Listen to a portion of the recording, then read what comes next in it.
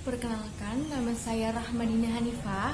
Saya sebagai perwakilan kelompok 4 mata kuliah pembelajaran sains akan menjelaskan dan juga bercerita mengenai sains bumi dan alam semesta, yaitu mengenai angin. Jadi pada kesempatan kali ini saya akan bercerita dengan judul Keangkuhan Angin. Baik, langsung kita mulai ya. Jadi, dahulu kala, air, api, angin, dan juga tanah adalah sahabat baik. Mereka menjalankan tugas mereka dengan baik sesuai dengan ilham dari Sang Pencipta. Tanah membantu manusia dalam hal bercocok tanam. Lalu angin menyejukkan manusia saat siang hari. Dan juga api membantu manusia dalam hal memasak. Lalu, air membantu manusia dalam hal kegiatan sehari-hari. Para manusia sangat bersyukur dan berdoa kepada Sang Pencipta karena telah menciptakan api, air, dan juga tanah dalam kehidupan sehari-hari mereka.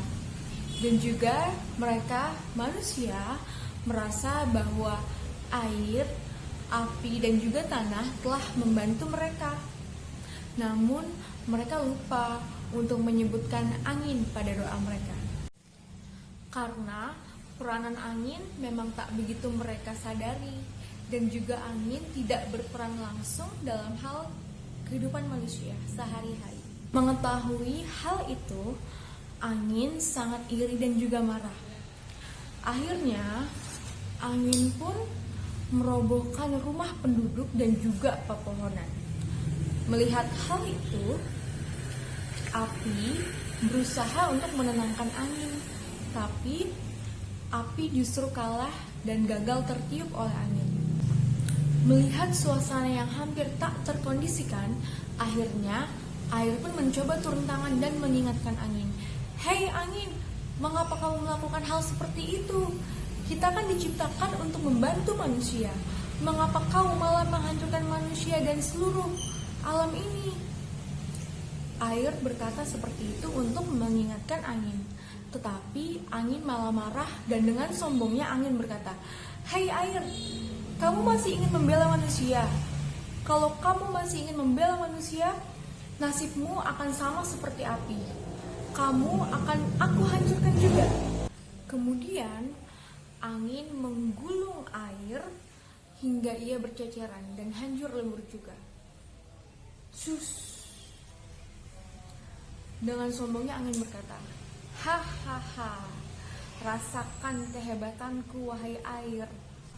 Melihat rumah dan pohon yang berantakan dan hancur lebur, angin pun berkata, "Hahaha, lihatlah kehebatanku wahai manusia. Di antara keempat elemen, akulah elemen yang terkuat." Tingkah angin semakin menjadi-jadi. Ia semakin merobohkan dan juga menghancurkan segala yang ada di sekitarnya. Dengan angkuhnya, angin berkata, "Hahaha, lihatlah kehebatanku wahai manusia. Jika ada yang lebih kuat dari aku, jika ada yang mampu memberhentikanku, maka aku akan berhenti dan aku akan meminta maaf kepada kalian semua. Hahaha. Namun ternyata tidak ada yang lebih hebat dariku. Hahaha." Dengan sombongnya, angin berkata seperti itu. Melihat suasana yang semakin tak terkondisikan, akhirnya tanah pun muncul. Lalu berkata kepada angin, "Hei angin, apa yang kamu lakukan? Kenapa kamu menghancurkan semuanya?" Angin pun berkata, "Kenapa kamu? Kamu tidak suka? Aku juga bisa menghancurkanmu." Akhirnya tanah pun berkata, "Hei, jangan sombong kamu. Aku akan melindungi manusia dan seisi bumi ini.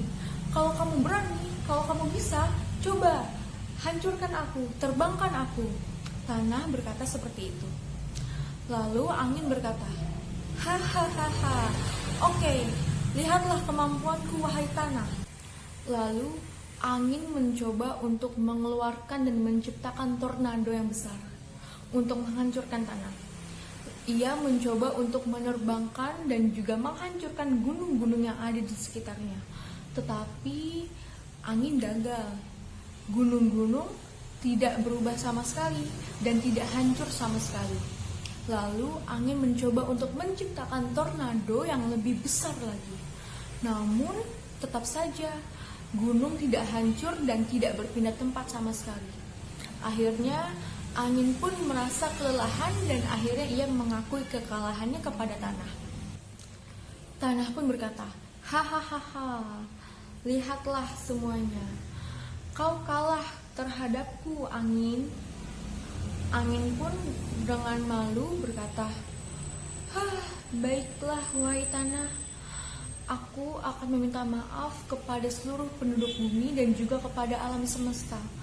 Aku tidak akan mengulangi perbuatanku lagi, karena ternyata engkau lebih hebat dariku.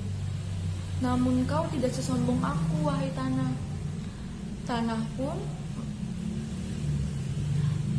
pun memaafkan angin dan mereka akhirnya bersahabat kembali.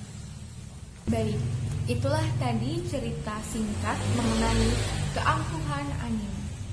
Nah, pesan moral yang dapat kita ambil ialah dalam kehidupan janganlah kita merasa paling kuat, janganlah kita merasa paling pintar, paling cantik dan sebagainya. Kita ini sama di hadapan Tuhan. Kita memiliki kelemahan dan juga kelebihan untuk saling melengkapi. Maka janganlah bersikap sombong, karena saat kita merasa bahwa kita mampu untuk melakukan sesuatu, ternyata masih ada yang lebih mampu dan lebih baik untuk melakukan sesuatu tersebut. Sekian cerita dari saya, kurang lebihnya mohon maaf. Wassalamualaikum warahmatullahi wabarakatuh.